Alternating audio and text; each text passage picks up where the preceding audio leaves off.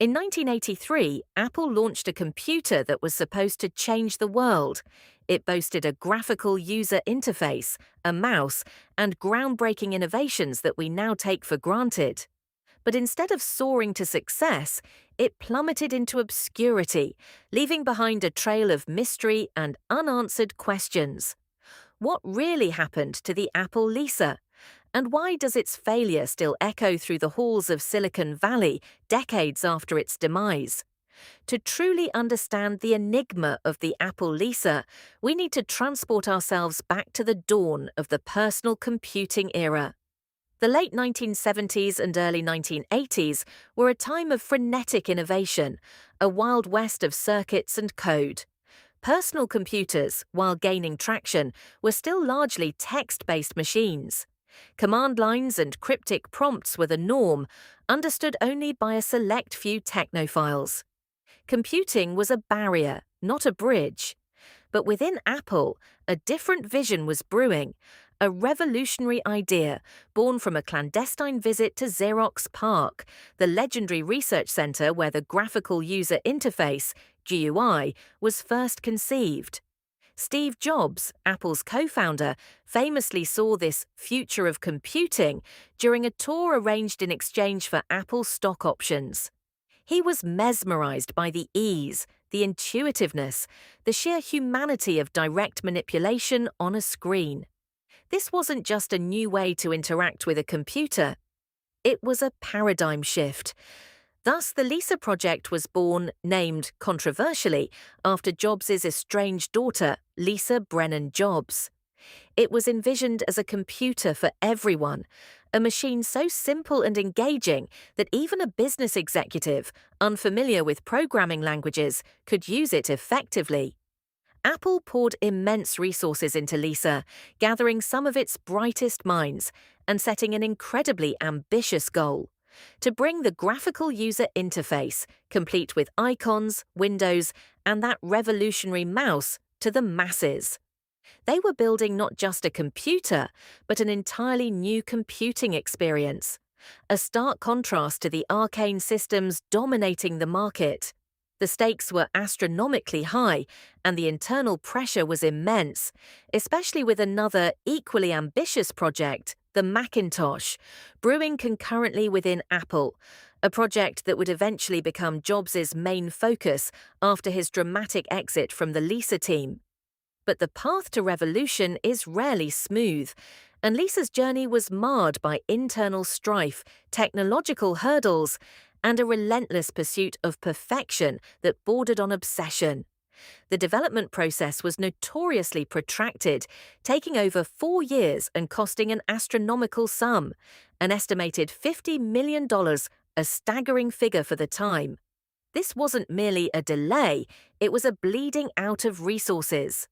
Key decisions, such as using a more expensive, custom-designed Motorola 68000 processor while offering superior performance, added significantly to the bill of materials. Moreover, the design team's insistence on crafting an utterly user-friendly operating system resulted in a dense, complex software structure that demanded immense processing power and, crucially, a hefty amount of RAM, 1 megabyte, at a time when most personal computers had 64K. This choice, while forward-thinking, introduced significant price challenges. Steve Jobs, a volatile and visionary leader, was ultimately removed from the Lisa project due to his demanding nature and disruptive tactics, an early sign of the internal turmoil. His demotion, or rather reassignment to the Macintosh project, left a vacuum that was filled, but perhaps not with the same singular vision. Then came the launch. In January 1983, the Apple Lisa was unveiled to the world, a sleek beige marvel, promising an intuitive computing experience. However, the price tag was nothing short of shocking: $9,295. This was not a computer for the masses, it was a luxury item, costing more than some new cars. Imagine paying nearly $30,000 in today's money for a desktop computer. This exorbitant cost immediately alienated the very business professionals it was designed to attract. Competing machines from IBM, while less sophisticated in their interface, offered far more bang for fewer bucks. The market simply wasn't ready to pay such a premium for a GUI, regardless of its elegance. Businesses accustomed to green screens and command line efficiency saw little value in the innovative graphical interface if it meant such a drastic financial outlay. Furthermore, Lisa's performance, hobbled by its demanding software and the ambitious graphical processing, was often sluggish, failing to deliver the seamless experience its designers had intended. The promised business applications were also slow to arrive, further crippling its early adoption. The marketing, while attempting to highlight its ease of use, failed to sufficiently justify the exorbitant price point. Sales were abysmal, with only a few thousand units selling in its first year, a devastating blow to Apple, which had poured so much hope and capital into the project. The world, it seemed, wasn't ready for Lisa, or at least not at that price. The dream of a graphical interface for everyone quickly devolved into a nightmare of unsold inventory and mounting losses. Desperate to salvage their investment, Apple tried everything. They repeatedly slashed the price from the audacious $9,995 down to $6,995, then to $3,295. They even rebranded it as the Lisa 2 in an attempt to distance it from its initial failure, incorporating a 3.5-inch floppy disk drive, the same one found in the nascent Macintosh, hoping to streamline production and offer a perceived upgrade.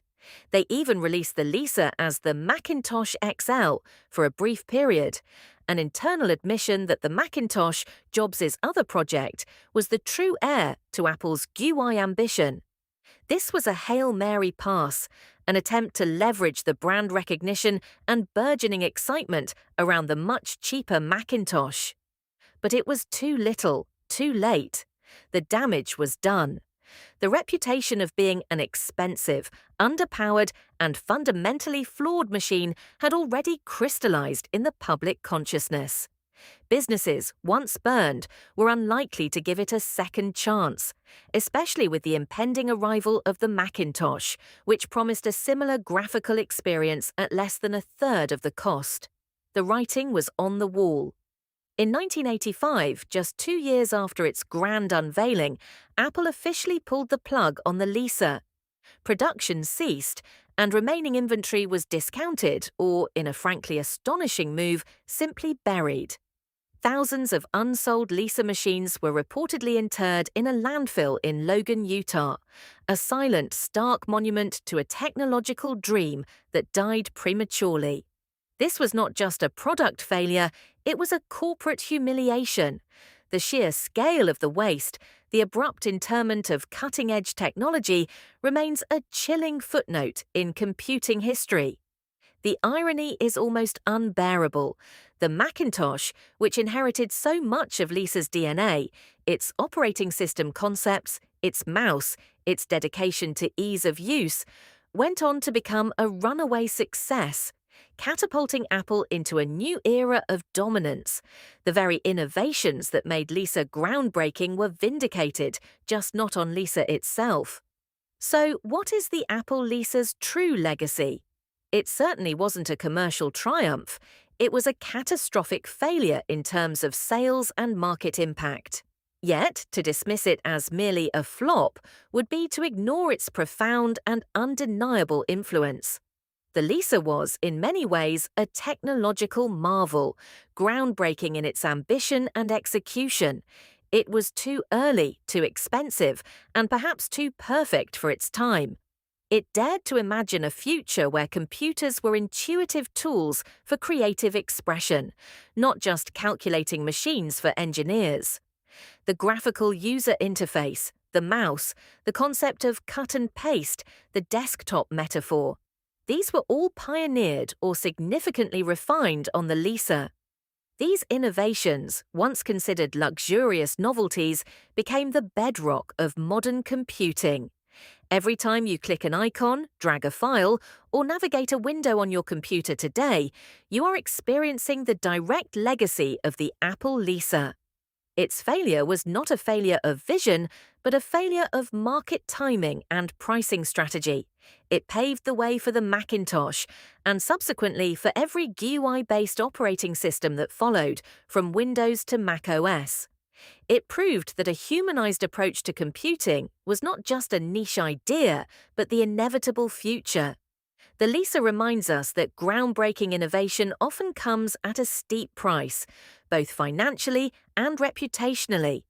It's a testament to the risks inherent in shaping the future.